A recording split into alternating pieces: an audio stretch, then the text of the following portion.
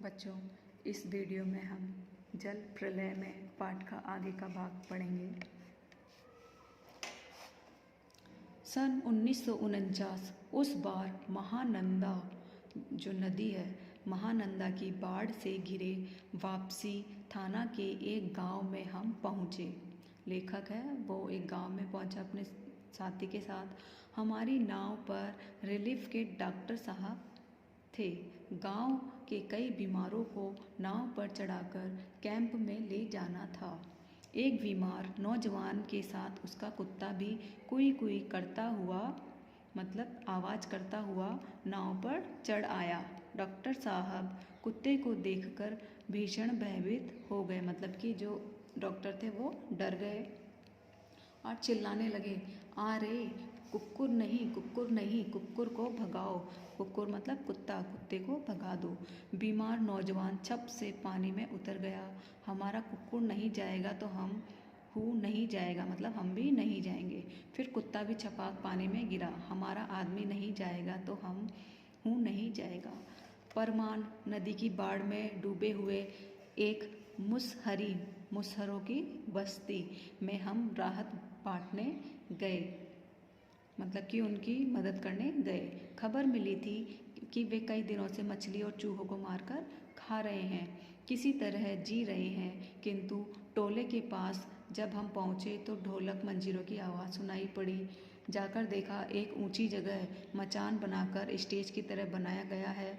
बलबाही नाच हो रहा है और लाल साड़ी पहनकर काला कलूटा नटुआ दुल्हन का हाव भाव दिखला रहा है, यानी वह धानी है।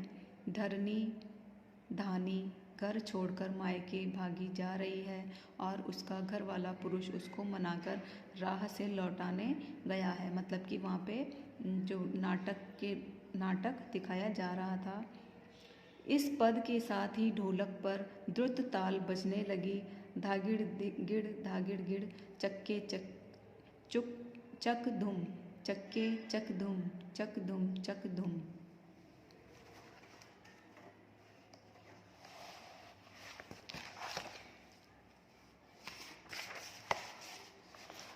कीचड़ पानी में लथपथ भूखे प्यासे नर नारियों के झुंड में मुक्त खिलखिलाहट लहरें लेने लगती है।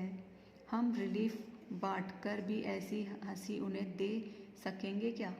मतलब कि जो लोग थे वहाँ नाटक देखकर खुश हो रहे थे, तो लेखक ने सोचा हम जो सामान उन्हें देने गए हैं, क्या इतनी खुशी उनको वह सामान मिलने पर होगी? शास्त्री जी आप कहाँ हैं? बलबाही नाच की बात उठते ही मुझे अपने परम मित्र भोला शास्त्री की याद हमेशा क्यों आ जाती है। यह एक बार 1937 में सिमर बनी शंकरपुर में बाढ़ के समय नाव को लेकर लड़ाई हो गई थी। मैं उस समय बालचर मतलब कि बॉय स्काउट था। गांव के लोग नाव के अभाव में केले के पौधे का भेला बनाकर किसी तरह काम चला रहे थे और वहीं जमींदार के लड़के नाव पर हारमोनियम तबला के साथ झंझीर मतलब जल विहार करने निकले थे। गांव के नौजवानों ने मिलकर उनकी नाव छीन ली थी। थोड़ी मारपीट भी हुई थी। और 1967 में जब पुनपुन का पानी राजेंद्र नगर में घुस आया था, एक नाव पर कुछ सजे धजे युवक और युवतियों की टोली किसी फिल्म में देखे हुए कश्मीर का आनंद घर बैठे लेने के लिए निकली थी। नाव पर स्टोव जल रहा था, केतली चढ़ी हुई थी, बिस्कुट के डिब्बे खुले हुए थे। एक लड़की प्याली में चम्मच डालकर एक अनोखी अदा से नेस्कैफे के पाउडर को मथ रही थी, एस्प्रेसो बना रही थी शायद।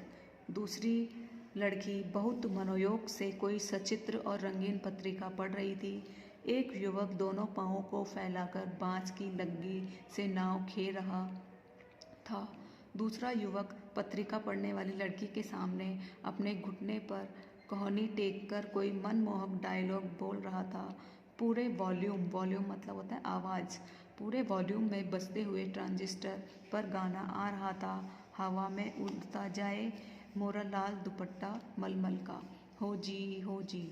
हमारे ब्लॉक के पास गोलंबर में नाव पहुंची थी कि अचानक चारों ब्लॉक की छतों पर खड़े लोगों ने एक ही साथ किलकारियों, सीटियों और फब्तियों की वर्षा कर दी और इस गोलंबर में किसी की आवाज़ की प्रतिध्वनि मंडरा कर गूंजती है। सो सब मिलाकर स्वयं ही जो ध्वनि संयोजन हुआ उसे बड़े से बड़े गुणी संगीत निर्देशक बहुत कोशिश के बावजूद नहीं कर पाते। उन फूहड़ युवकों की सारी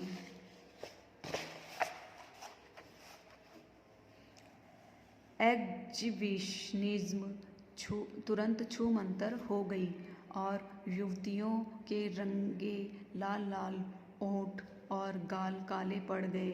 नाव पर अकेला ट्रांजिस्टर था जो पूरे दम के साथ मुखर था। नैया तोरी मझधार होशियार काहो राम सिंगार पनिया आ रहलो है, उहू न आ रहलो है।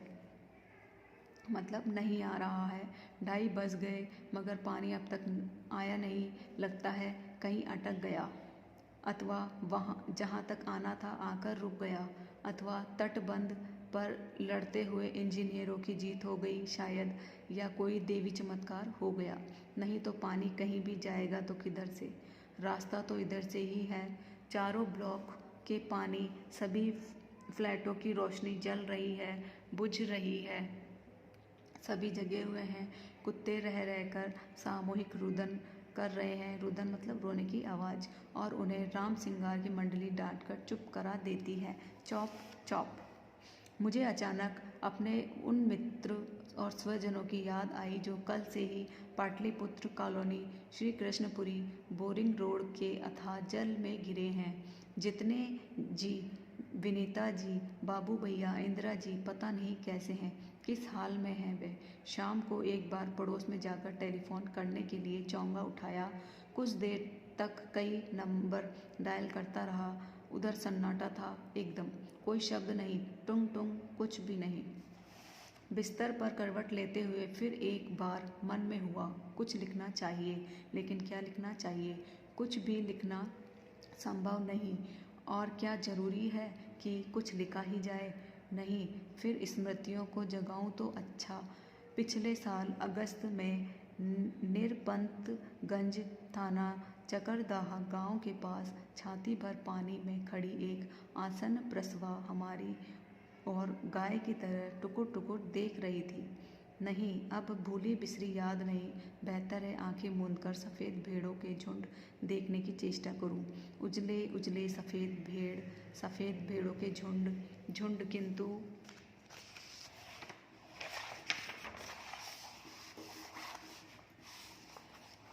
सभी उजले भेड़ अचानक काले हो गए थे। बच्चों, इस वीडियो में हम यहीं तक पढ़ेंगे। आगे का जो वीडियो है हम नेक्स्ट चैप्टर में पढ़ेंगे।